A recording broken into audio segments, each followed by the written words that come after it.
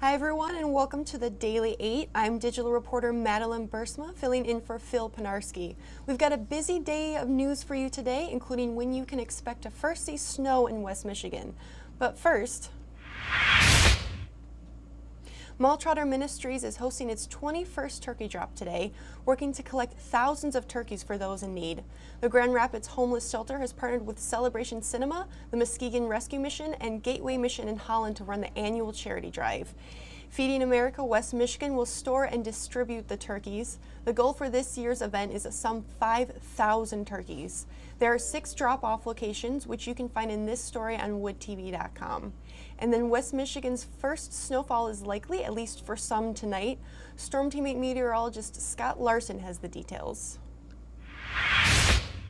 Looks to be a soggy afternoon out there. We have some showers that are continuing to slide into West Michigan from west to east, anticipating about 1/10 to 1/4 of an inch of rain stacking up here in the area. High temperatures today should be rising into the middle and upper 40s, so it looks like they'll hover right around 43 degrees in Grand Rapids for today, 48 in Holland, slightly warmer toward the lakefront, 43 degrees in Caledonia. Further south, 48 in Dowagiac, 47 degrees in Sturgis. Looks like an area of low pressure is going to be pinwheeling right over the state of Michigan here as we continue into tomorrow. You can see that that is going to be looping and then traveling south. And with that, we'll have a transition over into a rain-snow mix as we go through tonight and tomorrow. The expectation being about 1 to 3 inches of slushy snow accumulation.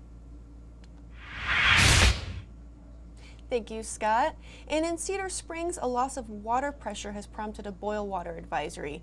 As a result, Cedar Springs Public Schools is closed today and is set to be closed again tomorrow. The city says the advisory is precautionary. Everyone who uses the Cedar Springs water system should boil their water for 2 minutes before consuming it. Cedar Springs is working to restore water pressure and expects the advisory to lift by Thursday if sampling comes back clean. And police say a person was arrested after approaching a Grand Rapids public school student who was waiting for a bus. The school district's director of public safety and security in a letter to parents said the incident was, quote, deeply concerning. He said the student is safe and the suspect is in custody. As the district and police investigate, the school reminded parents to discuss safety with their children. In Baran County, a tip led deputies to bust a semi-truck carrying more than 120 pounds of cocaine. The sheriff's office got word about the drugs Monday and stopped the semi-truck along I-95 that evening. The drugs have a street value of about $1.5 million, authorities say. A 22-year-old from Canada was arrested. A father will be charged in the death of his 3-year-old son, who was left in a hot car near Vicksburg in August. Chad Martin faces a charge of leaving a child in a vehicle causing death, the Kalamazoo County Prosecutor's Office said.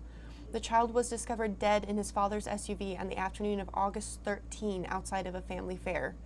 If convicted, the father could face up to 15 years in prison. The Kent County Sheriff's Office is working to find out who was responsible after some cars were hit by pellets near Caledonia last week. It happened Friday in Caledonia Township. The Sheriff's Department said 3 vehicles were struck by pellets. One driver sent us an image of a nick in the paint of their SUV after it was apparently among the vehicles struck. Anyone with information should call the Sheriff's Department or Silent Observer. And finally, an exiting Ottawa County commissioner said she hopes the next board will prioritize building relationships and working together come next year. The board will have 10 Republicans and 1 Democrat, while conservative group Ottawa Impact will no longer have a majority.